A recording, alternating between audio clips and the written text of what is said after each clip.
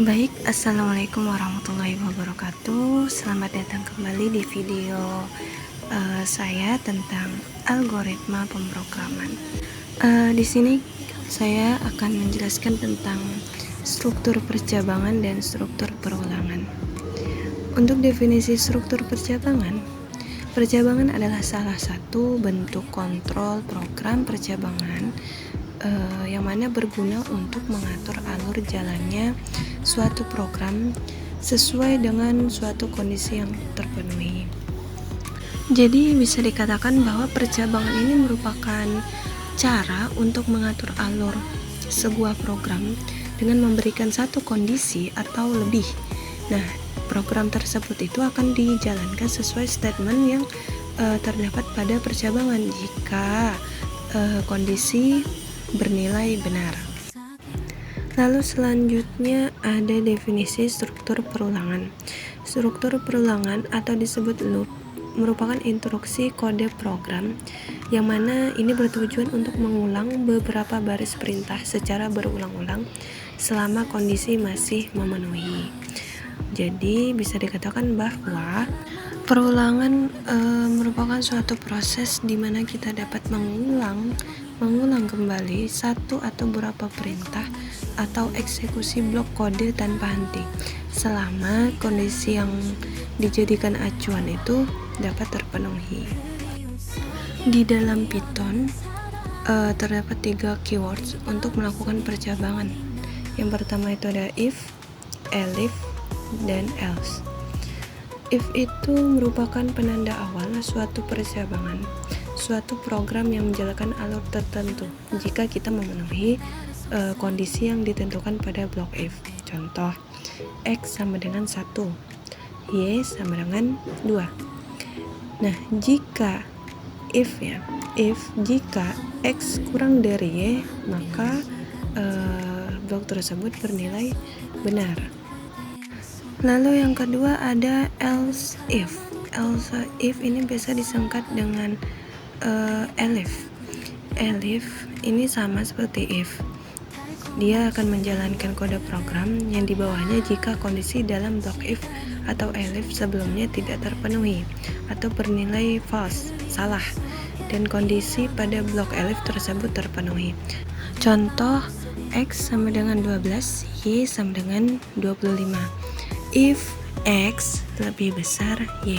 Nah, karena 25 lebih dari 12, maka pernyataan x lebih besar dari y itu tidak terpenuhi, sehingga kode blok di bawahnya tidak dijalankan dan lanjut ke blok percabangan elif, yaitu x sama dengan y. Nah, karena elif 12 tidak sama dengan 25, maka pernyataan x sama dengan y juga tidak terpenuhi, sehingga kode blok di bawahnya tidak dijalankan. Lalu lanjut lagi ke blok elif, x kurang dari y. Nah, karena 12 kurang dari 25 merupakan pernyataan yang benar, merupakan pernyataan yang terpenuhi, sehingga kode blok di bawahnya akan dijalankan oleh program dan mencetak y lebih besar dari x. Lalu yang terakhir ada else. Nah, dapat dikatakan bahwa else ini adalah solusi percabangan terakhir, sehingga else tidak memerlukan syarat seperti if dan elif. Contoh, x sama dengan 19. Nah, if x sama dengan 10, lalu print x sama dengan 10. Elif x sama dengan 20, lalu print x sama dengan 20. Nah, program di atas itu akan mencetak kalimat angka lain karena nilai x tidak memenuhi syarat pada percabangan if dan elif, sehingga program masuk pada kode blok else. Kemudian selanjutnya ada struktur perulangan. Nah, struktur perulangan ini ada 3, yaitu for, menggunakan for, while, dan while. Untuk for For ini perulangan yang sudah ditentukan banyaknya perulangan. Misalnya kita ingin menampilkan angka 1 sampai 10, maka variabel awal kita berikan nilai i sama dengan 1.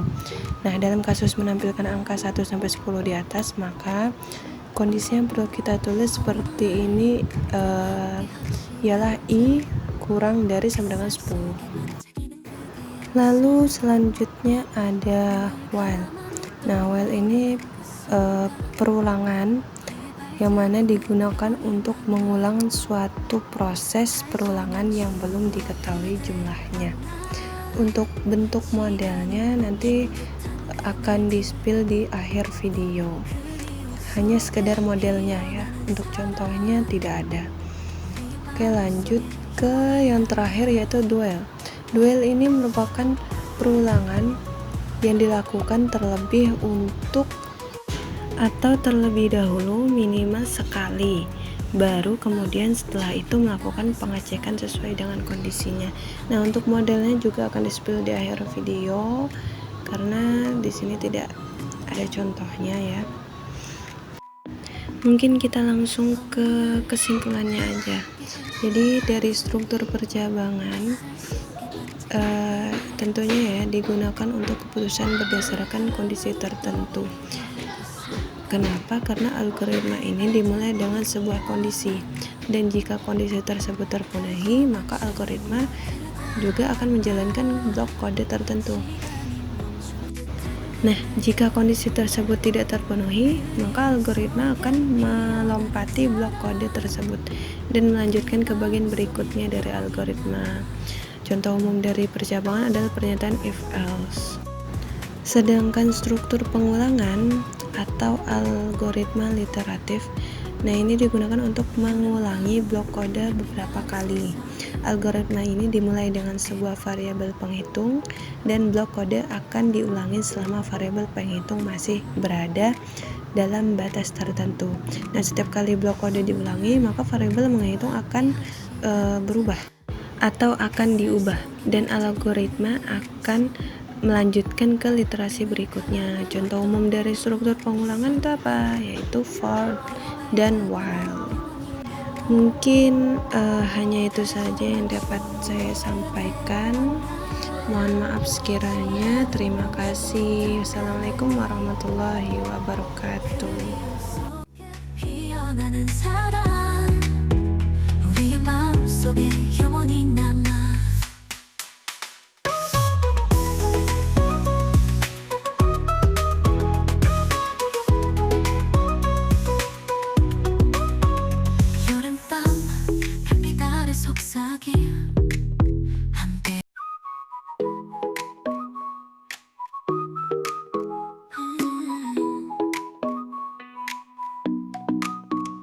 어느 날 그대와 함께한 시간들, 햇살 속에 반짝이는 그대의 미소, 눈을 감아도 떠오르는 그 순간, 우리의 발자국은 영원히 남아.